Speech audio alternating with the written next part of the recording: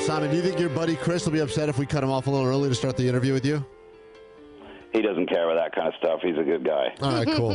I was asking, by the way, Simon Pegg's on with us now. Simon Pegg, Shaun of the Dead, Hot Fuzz, World's End, Star Trek, and, of course, Mission Impossible Rogue Nation, which is out July 31st, and pretty much everything else that J.J. Abrams is working on these days. It seems like I was asked recently to be a godfather, and I've done nothing. And you're the godfather of Chris Martin's kids, and he's the godfather of yours, right?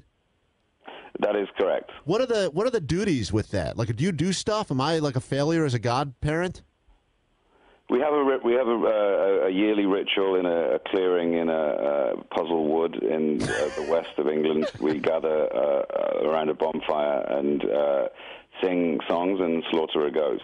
Oh, wow. Man, you haven't been doing any of that, No, Kevin. I haven't slaughtered any. I mean, I slaughtered goats. You don't? But no. Oh, that's weird. It must be different in America. I guess so. You didn't get a manual or anything? No, I got an automatic. It's the best way to kill a goat. Everyone knows. Oh, God. Wait, are you? But is there an unknown? Like, is there a rule that if something happens to you or something happens to Chris, that you? Because someone brought up this afterwards. Like, you realize if you're the godparent, if something happens, you got to raise these kids. I go, no one told me that. Yeah, I think that's the idea. Yeah, it's someone that you trust that can be a good parent. That is stressful. Simon Pegg, my God. Well, anyway, thanks for chatting with us. Good to have you on, and congrats, I guess, on all. You're working quite steadily these days. Thank you. Yeah, no, it's going all right. Does J.J. Abrams say to you, "I like you, so I'm just going to put you in all my things now"? Or how does this work exactly? Pretty much, yeah. I mean, I've known JJ for sort of 10 years, and we're very, very close friends. And that sort of, I mean, basically what happened was he saw Shaun of the Dead, and he called me to be in Mission Impossible 3. And then he couldn't think of anybody who he wanted to play Scotty, so he called me. I think he's just lazy. You know, he just thought, oh, whatever, I'll get Pegg to do it. Yeah, It'll casting save me things some is brain awful. So I'm happy to be his go-to guy. JJ loves, JJ's a family man, and he has the same ethic when it comes to work. He likes to work with the people he trusts and loves, and it's nice to be part of that circle. It's a huge circle though, because it doesn't extend just to the cast; it extends to his work colleagues and everything. So it's a good place to be.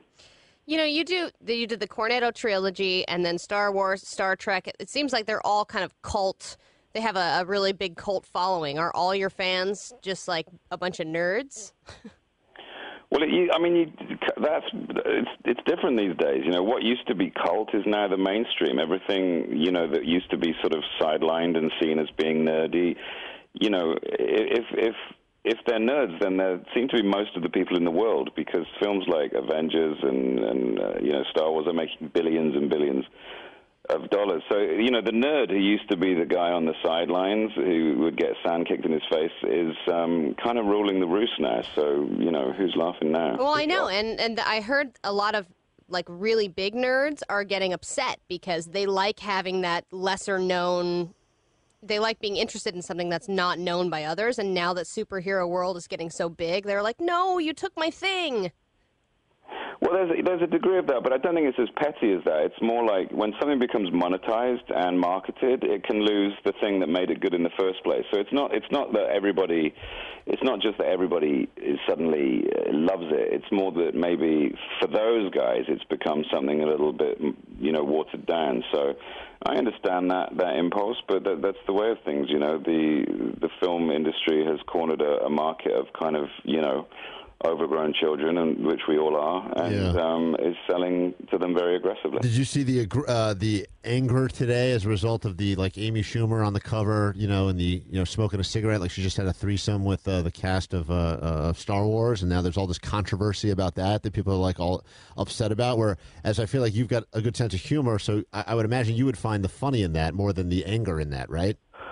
Well, I think what happened was that there are a few sort of the trouble is the internet will often give a voice to anybody, and I think a few people kind of rather stupidly took offense at it. It's just whatever. But then Disney were forced to kind of, who own Lucasfilm now, because there were so many people going, this is not right, you shouldn't be taking the Lord's name in vain, had to issue a kind of statement saying they weren't, it wasn't sanctioned by them. And then everybody jumped on them as if to say, oh, they've got no sense of humor. So it's just another one of those storm on the internet. Yeah, you can't win. There's too many of them these days. It's ridiculous. People are so excited to get upset. It's absurd. Simon Pegg, we unfortunately you're very busy. You must say goodbye. But Useless Weirdo, one question quickly. The final question for Simon Pegg, and then he's got to go. All right. Hey, Simon, I just had a quick question that you and Edgar Wright are good buddies and everything, and Edgar's currently working on a script called Baby Driver, and I was just curious if you. All right. Thanks, Simon Pegg. I appreciate your time. I apologize. That question, he took so long to get it out. We don't have no time to get your answer now. But thank you so much, and everyone, you can check out Mission Impossible Rogue Nation. It's the 31st, and all the Star Trek and Star Wars. I would have answered that question, but I would have been very happy to. I'm just in my apartment in Vancouver. I've got nothing to do other than speak to you. So, I mean, you blew it. I mean, it would have been I would have given you any kind of scoop you wanted, but there we go. Time's up. Imagine the answer we would have gotten to that question. Hey, it's wait unbelievable. A minute. No. Hey, thanks, Simon. You're the man. No worries. Take it easy. Bye. Useless Weirdo, you happy you got to ask the question? I mean, he at least liked the question, so that's something. You didn't really get to the question. I think he knew where I was going You with it, wasted the though. first 10 seconds going, so I have a question.